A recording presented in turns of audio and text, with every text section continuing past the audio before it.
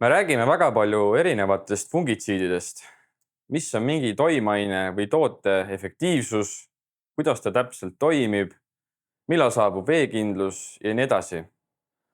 Aga me ei pööra väga palju tähelepanu formulatsioonile. Hea toimaine ei saa toimida ilma hea formulatsioonita.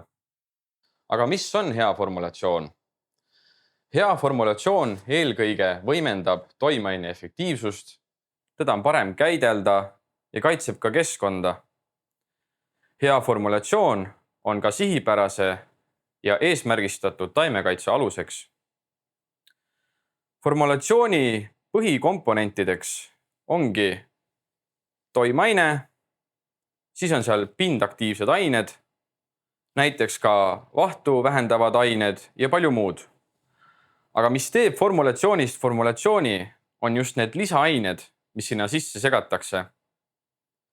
Ja täna tahakski teile siis eksperimenteerida 2 erinevat formulatsiooni, millest üks on siis konkureerivates toodetes olev formulatsioon ja BASF-i enda toodetes olev formulatsioon. Selleks olen siia valmis pannud 2 nisulehte, kus peal ma seda katset läbi viin. Võib-olla natukene ka nisulehe ehitusest. Nisulehe pealispind koosneb sellist hästi väikestest karvakestest või harjakestest. Ja kui see lahuse tilk sinna nisulehe pinna peale langeb, siis esimene kontakt on just nende harjakestega. Ja kuna see kontaktpind on väga väike ja kui toimaine või selle formulatsiooni lahusel seda kleepuvust või püsivust ei ole, siis ta lihtsalt jookseb sealt nisulehe pinna pealt maha. Aga demonstreerime esimest katset koos siis konkureeriva toote formulatsiooniga. Selleks võtan siis pipetiga väikse lahuse tilga siia ja asetan siis selle pipeti nisulehe pinnale umbes 1 sentimeetri kauguselt ja kukutame selle lahuse tilga siia nisulehele. Vaatame, mis sellega juhtub. Proovin ühe korra veel. Nagu näha, siis lahuse tilk jookseb otse lehepinna pealt maha, ehk siis meil ei ole püsivust. Aga teeme katse meie BASF-i formulatsiooniga. Sama meetod. Võtame pipetiga siit natukene seda lahust ja kukutame ta nisulehe pinnale.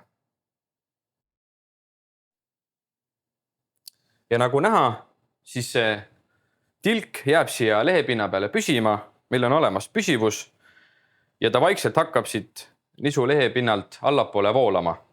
See tagab ka selle, et meil on ühtlaselt nisulehepind kaetud selle formulatsiooniga ja kuna formulatsiooni sees oli ka toimaine, siis saab ka toimaine kenasti siin toimida.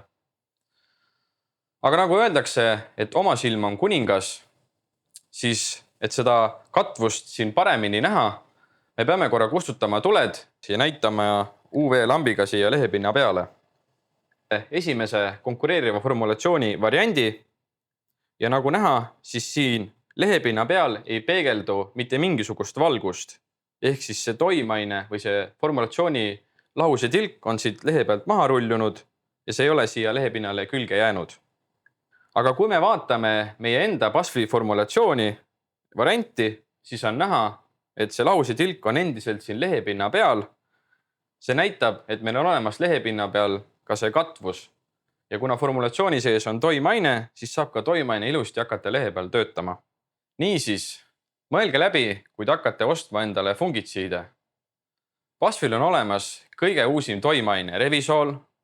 Meil on väga efektiivsed tooted, mida oleme tõestanud läbi meie katsete ja meil olemas ka väga hea formulatsiooniga tooted. Ma ei näe põhjust, miks te ei peaks ostma BASF-i fungitsiide. BASF. We create chemistry.